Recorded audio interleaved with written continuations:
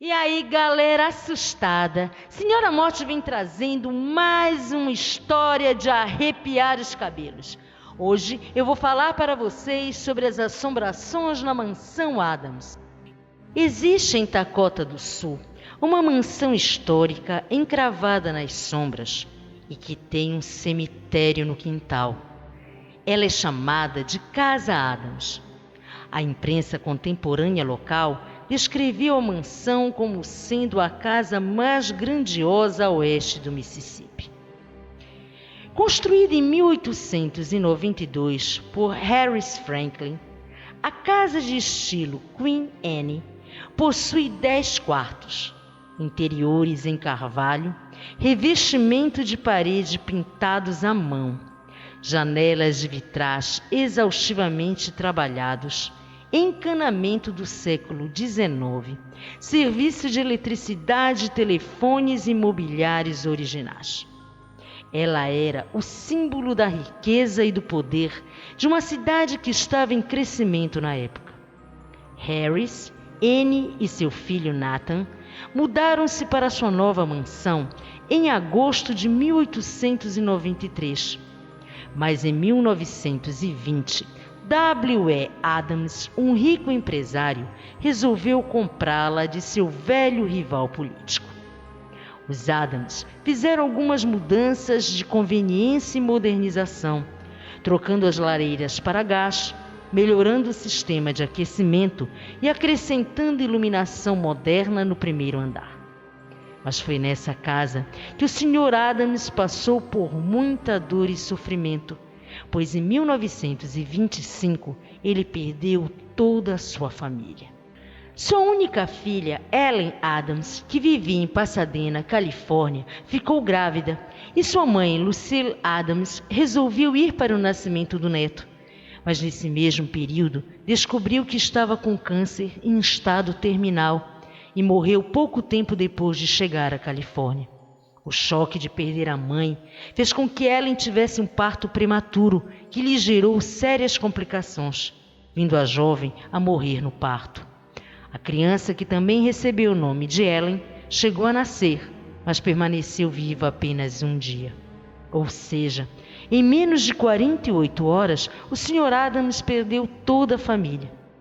Estudiosos paranormais creem que a intensidade dessas emoções impregnaram a casa.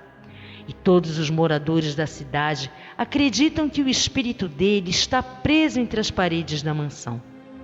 No cômodo em que era o escritório, a Bíblia ainda permanece aberta sobre a escrivaninha, assim como ele deixou. Sobre a mesa existe também uma espécie de diário onde o Sr. Addams registrou a morte de seus familiares.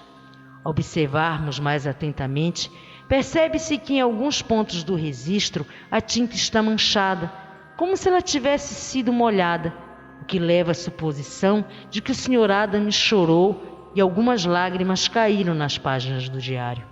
2 anos depois de ter ficado viúvo, o Sr. Addams casou novamente com Mary Vesett, mas viveu só mais 7 anos, vindo a morrer de um acidente vascular cerebral na própria mansão.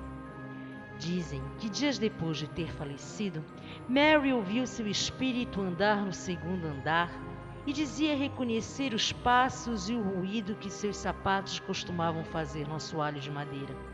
Foi então que, em 1934, Mary tomou consciência da energia que a casa carregava e, como ela sabia que a mansão estava assombrada, decidiu ir embora.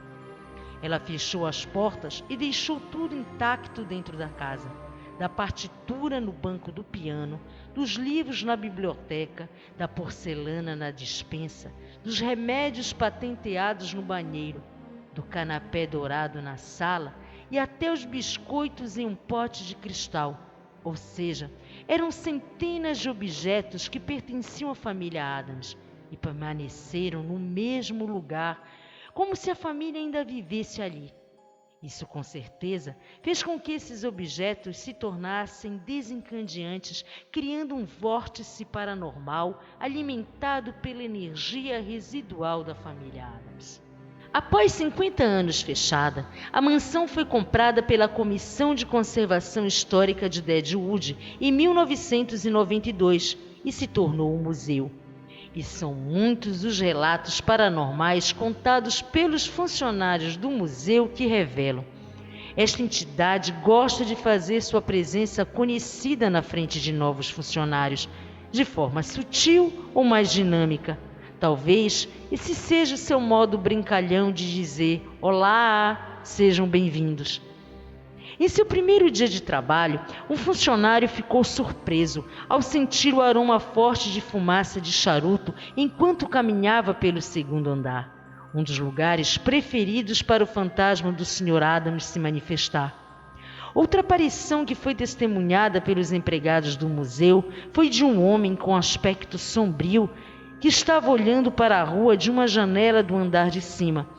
Assim como vozes e passos são ouvidos não apenas nos quartos, mas por toda a casa. Os fantasmas da mansão também adoram assombrar os visitantes e investigadores paranormais que já tiveram experiências assustadoras no local. Em novembro de 2014, um visitante conta que estava fazendo o tour pelo museu quando aconteceu algo bastante estranho. Ele viu uma mulher vestida com trajes de época em um dos quartos. Ela chegou a olhar para ele e em seguida desapareceu.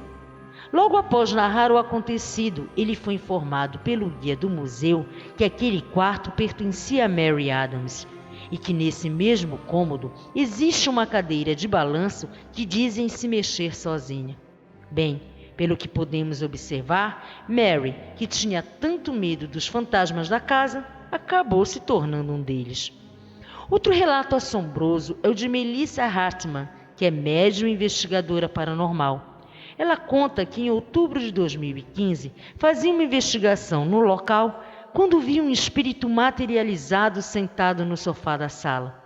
Melissa afirma que se tratava do Sr. Franklin, primeiro proprietário do casarão. Apesar do susto, ela continuou com a investigação quando ouviu alguém falar próximo a ela: "Estás me aborrecendo." E no mesmo instante soou o alarme de incêndio sem que ninguém soubesse explicar o motivo dele ter acionado sozinho. A mulher diz que tem quase certeza que foi o fantasma de Franklin que fez isso. Maurice Miller, outro investigador paranormal, conta que a energia que existe na casa é inteligente e certa vez afetou uma visitante que fazia o tour no museu, que do nada começou a sentir fortes dores na nuca, tonturas e náuseas, e em seguida teve uma crise de choro, só melhorando quando saiu do lugar.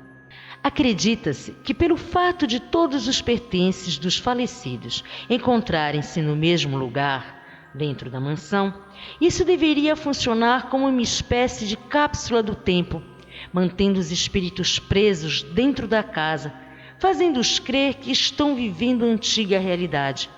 Ou quem sabe, de fato, eles continuem a viver como antes, só que numa dimensão paralela para onde os espíritos vão depois que desencarnam, o que nos faz pensar que seria a morte apenas o deslocamento de uma dimensão visível para outra invisível aos olhos dos vivos.